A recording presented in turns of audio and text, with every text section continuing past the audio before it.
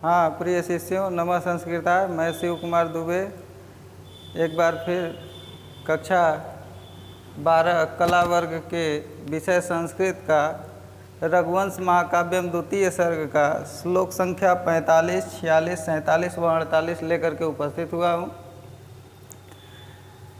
इसके पहले वीडियो में मैंने 41, 42, 43 और 44 श्लोकों का अर्थ बताया था। यानी 4 श्लोकों का 4 श्लोक करके मैं श्लोक का अर्थ बताता जाऊंगा। आपका जल्दी से जो है ये ख़त्म हो जाएगा। केवल 75 श्लोक रघुवंश महाकाव्य में पढ़ने, 41 से 75। तो आइए देखते हैं।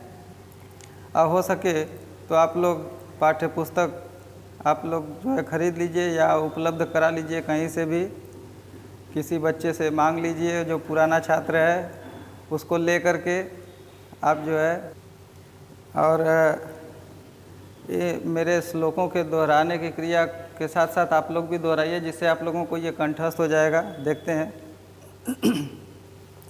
इसके पूर्व की पृष्ठभूमि आप लोगों को बताते चलता हूँ कि राजा दिलीप शेर से कहते हैं कि यह जो गाय उपेक्षा करने के योग्य नहीं है मेरे लिए, और मेरे महादेव भी पूजनीय है, आदरणीय है। इसी के बाद आगे कहते हैं क्या, देखते हैं। श्लोक है कालिदास द्वारा रचित। कहते हैं, सत्वं मदीयेन शरीरवृत्तिं देहेन निवर्तयितुं प्रसीद। सत्वं मदीयेन शरीरवृत्तिं देहेन निर्वर्तयितुं प्रसीद। दिवसा दिनावसानोत्सुक बालवत्सा वृषिज्यतां धेनुरियं महर्षे। दिनावसानोत्सुक बालवत्सा वृषिज्यतां धेनुरियं महर्षे। ऐसे 2-2 लाइन करके पढ़िएगा। अब मैं आप लोगों को 4 लाइन फिर से पढ़ के सुना रहा हूँ, ध्यान से सुनिएगा। थोड़ा सा बीच में मिस्टेक हो गया था, उसके लिए क्षमा कीजिएगा। सत्वं मदीयेन शरीरवृत्तिं देहेन निर्वर्तयितुं प्रसीद। दिनावसानोत्सुक बालवत्सा विसृज्यतां धेनुरियं महर्षे।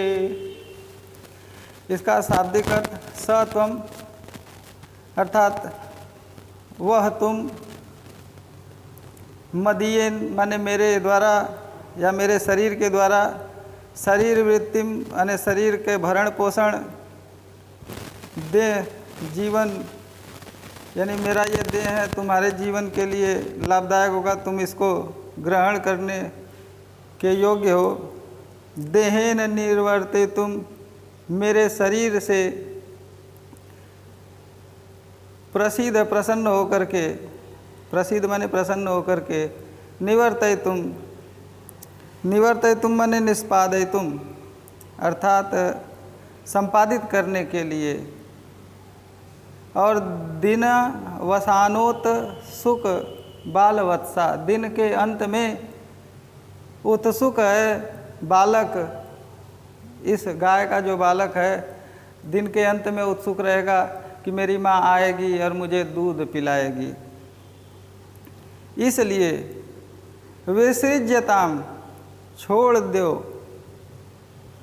धेनु मने गाय को, यम मने यह, महर्षि मने महर्षि की। कौन महर्षि? वशिष्ठ मुनि की। राजा कहते हैं कि हे सिंह, वह तुम मेरे शरीर से अपने क्षुधा को शांत करने की कृपा करो, मुझ पर प्रसन्न हो। इस गाय के शरीर के बदले में मेरे शरीर का भक्षण करो और अपनी क्षुधा की भूख को शांत करो।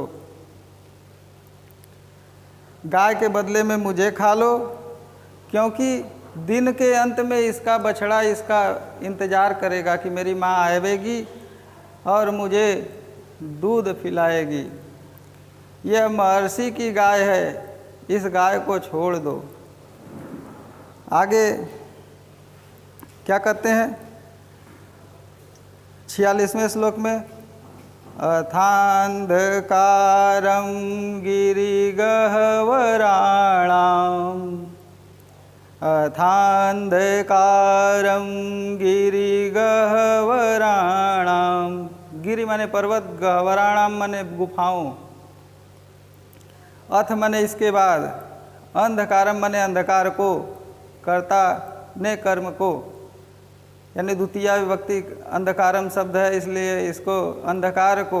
अथ माने इसके बाद, किसके बाद? जब राजा ने निवेदन किया शेर से कि गाय के बदले मुझे खा लो और इस गाय को छोड़ दो, महर्षि की गाय है, इसका बछड़ा इसका इंतजार कर रहा होगा।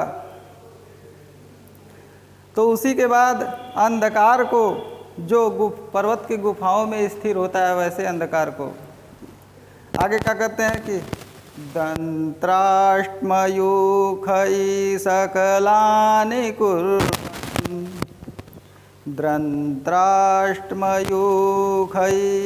सकलानि कुर्वन्, भूयः स भूतेश्वर पार्श्ववर्ती, किंचिद्विहस्य अर्थपतिं बभासे। राजा शेर को उत्तर दे रहा, शेर से क्या कह रहा है? फिर से इस श्लोक का पाठ करते हैं, आप लोग ध्यान से सुनिए पूरे दोनों चारों लाइनों का। अथांधकारं गिरिगह्वराणां,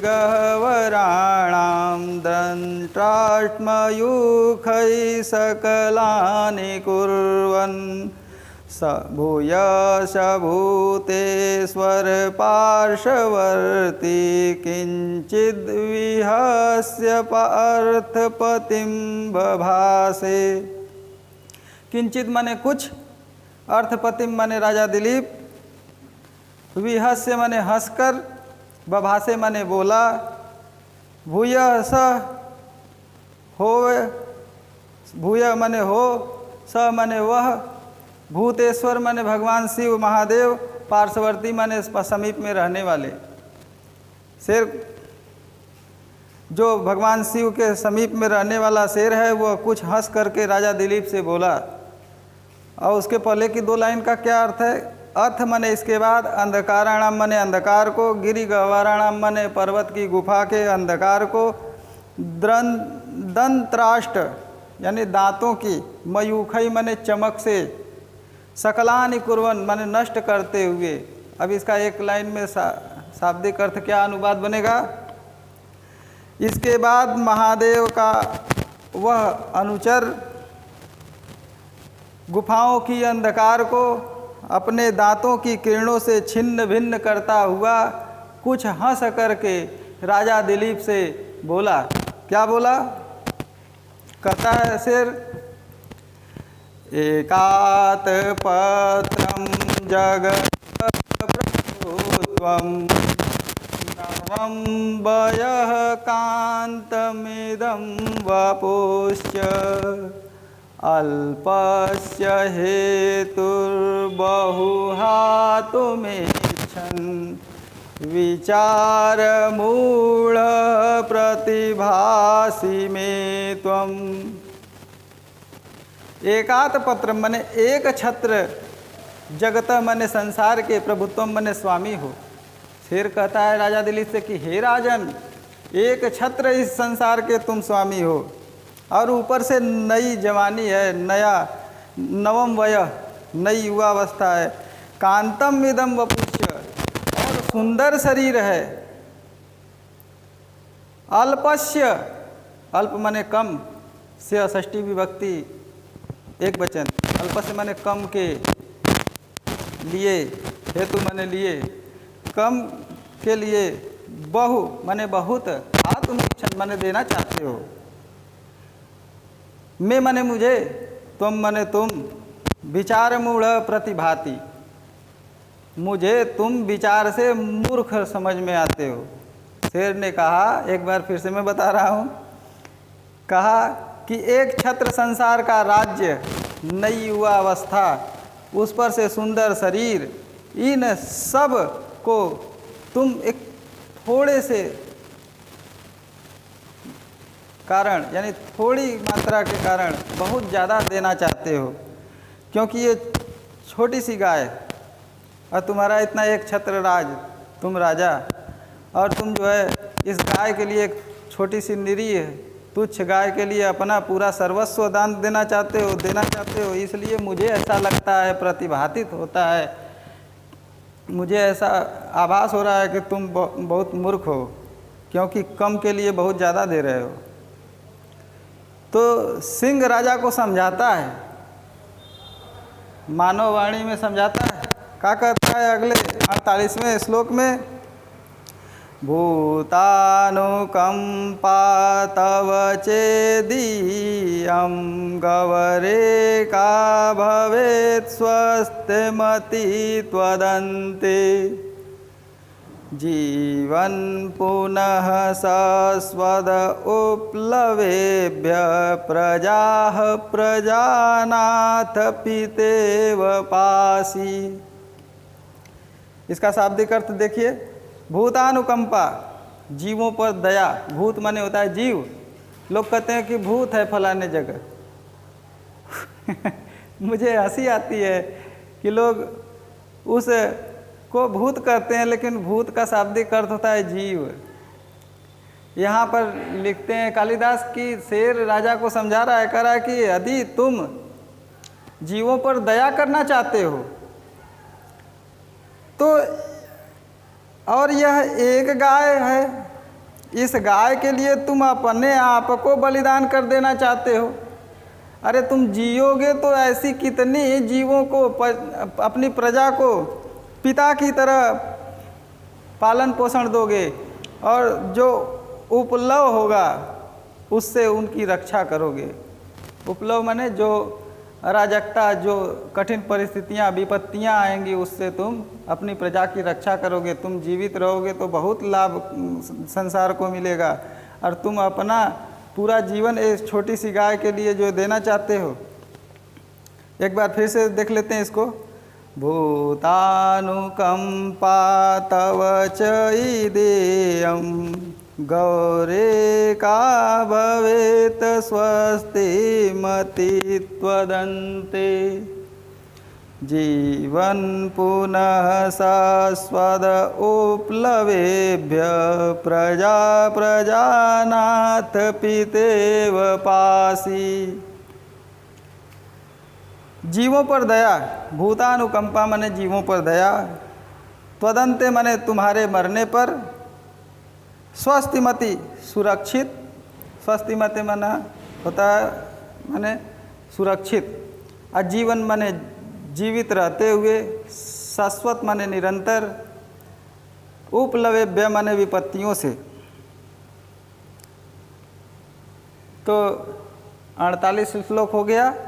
आज के लिए इतना ही, तब तक के लिए धन्यवाद। नमः संस्कृताय।